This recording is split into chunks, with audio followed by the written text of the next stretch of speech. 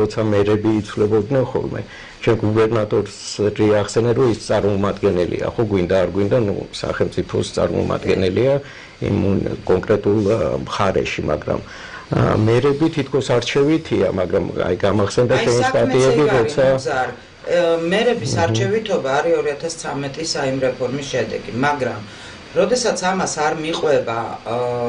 ფინანსები არ მიყვება ანუ სრული დეცენტრალიზაცია თუ არ ხდება სისტემის არჩევითობა რჩება ფიქციად და იმ არჩეულ მერს მე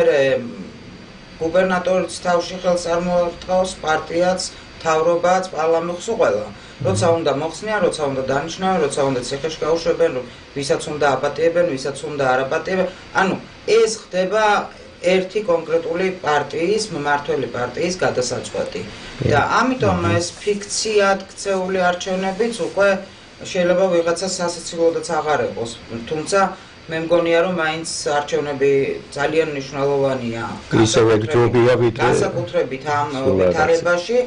და იყო ერთი პერიოდი აი ქალაქები რო გააუქმეს მაშინ ჰქონდათ იდეა რომ მოდი იქნება არჩევითობაც გავაუქმოთ მაგრამ მაშინ ისეთი რეაქცია გამოიწვია ამ ქალაქების გაუქმებამ რომ ამ თემის წამოწევა ვეღარ გაბედეს მაშინ თუმცა ყველაფერი წინა აქვს ისე მიდია შეიძლება ესეც ხნან